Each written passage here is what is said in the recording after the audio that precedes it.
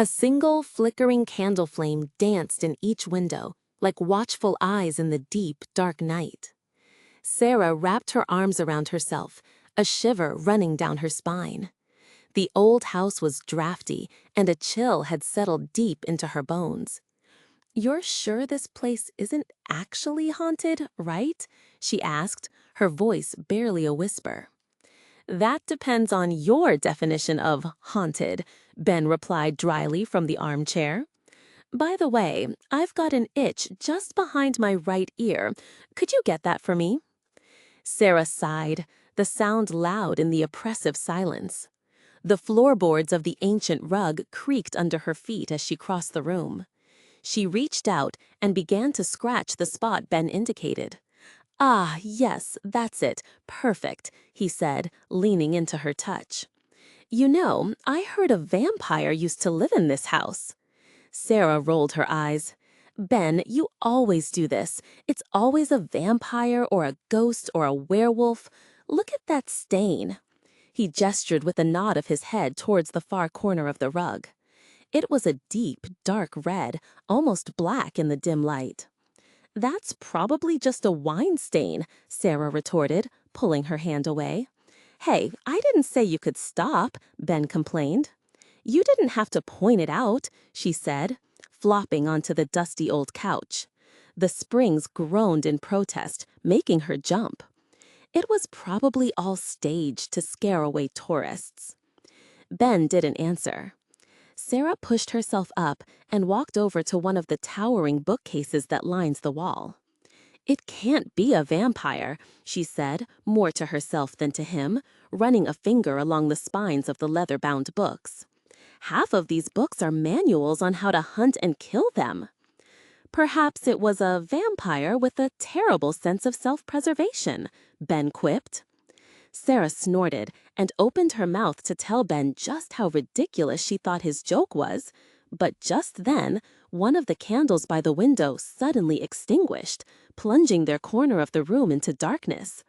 "Ben, was that you?" "Clearly not," he said, sounding genuinely offended. "Do you think if I use the fireplace as a restroom, a mischievous imp will pop out and bite my nose? Ben, don't you dare!" But it was too late. As he mockingly pantomimed the action, a second candle flickered and died. "This isn't funny anymore," Sarah muttered, her voice trembling slightly. She picked up a small glass orb from a side table, clutching it tightly in her hand. It was strangely warm to the touch. "The villagers did mention a coven," she remembered. "A coven is usually witches, right?" That was the real reason she had been so keen to spend a night in the house. As a novice practitioner of magic herself, she was hoping to feel some residual energy. "I suppose it could have been a coven of vampires," Ben mused. "But this place is terribly kept. Let's go to the kitchen and see if we can find some food." He started towards the door, but a sudden, violent gust of wind slammed it shut, extinguishing 2 more candles in the process. Sarah screamed. "Oh well," Ben said calmly. "I suppose a vampire's kitchen would be empty anyway." "Ben, this has gone too far. This is beyond some silly prank the villagers could have set up. I'm starting to think they actually wanted us to get hurt." "You're just starting to think that? And I'm supposed to be the one with the small brain," he scoffed. An icy chill swept through the room, and the last of the candles went out, leaving them in complete and utter darkness. Sarah felt a cold hand touch her shoulder. "Something just touched me. I can't take this. We're leaving now." She scrambled towards the door, accidentally stepping on Ben's foot in her panic, eliciting a string of curses that would have made a sailor blush. Her hand found the doorknob, but it was slick and cold, slipping through her grasp. It wouldn't turn. It was locked. She sank to the floor in despair. "Ben, can your kind possess buildings?" "Possess is such a vulgar term. We prefer inhabit. And no, we do not inhabit buildings," he replied. "Which means something else is in here with us." He paused. "I suggest we follow that light." Sarah turned. On the far side of the room, where there had been only a solid wall moments before, a faint light now glowed from a newly appeared corridor. "I'm staying right here," she said, her voice shaking. "Ow! What did you bite me for?" She brought her finger to her lips and tasted the metallic tang of her own blood. "You're not scared, are you?" Ben's voice was soft, and for once devoid of its usual mockery. She knew she was right. He was always infuriously right. Truthfully, she couldn't leave, not without the approval of the villagers. They were the only ones who knew where to find the rare moon-petal weed, and her master, Ilara, needed it for a potion before the next full moon. The thought of failing her great teacher was enough to force Sarah to her feet. She walked slowly through the thick darkness towards the impossible corridor. "It's a staircase," she said, her voice numb with fear. The stairs spiraled down into the depths of the house, like the intestines of some great beast. The light came from a single torch mounted on the wall, its flame crackling softly. Ben moved ahead, his form a dark shadow against the faint light, and then looked back at her. His eyes seemed to glow like rubies in the darkness. She wanted to wait, to stay there all night until morning came, but it felt as though time itself had frozen. Until she descended those stairs, she would be trapped in this moment, a prisoner of her own fear. She glanced back at the windows. She could smash one with a heavy book, but they were too high to jump from.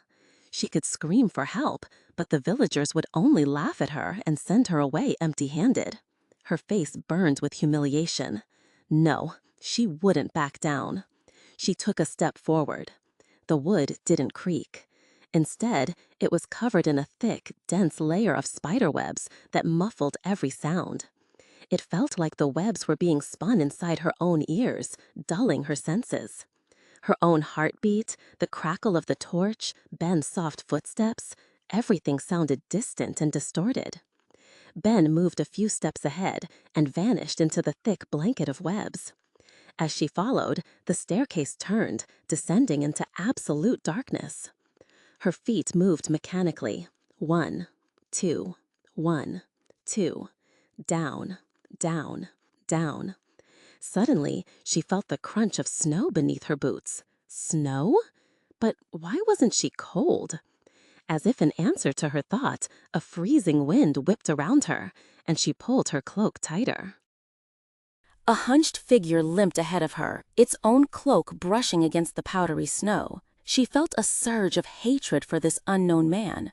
"Almost there," the man rasped, turning briefly to show a wrinkled, grotesque face. Why had she come here, and why was it suddenly so hot? She longed to shed her heavy clothes. One more step, and her feet hit sand. She stumbled forward, slamming into a thick, solid oak door. Around her was almost total darkness, save for a sliver of light high above, like a dying moon. It was neither hot nor cold. "Ben," she called out, but her voice was swallowed by the silence. She could hardly remember who she was. Strange memories, lives she'd never lived, swirled in her mind, blurring with her own. She was alone. She stood for what felt like an eternity, leaning against the cold wood of the door.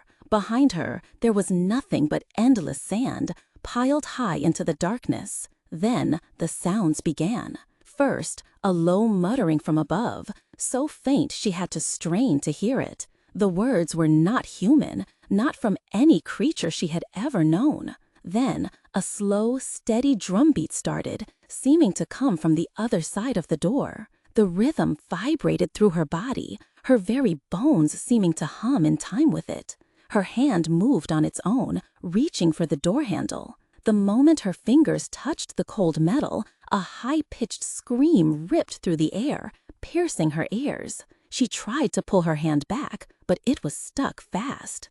The scream intensified, and unable to stop herself, she began to turn the handle. The door swung open into blackness, broken only by a single white figure standing inches from her face. It was a skeleton, glowing with a faint, ethereal light. The terrible scream was coming from inside its hollow chest. It began to move towards her. "No, no, get away," she cried.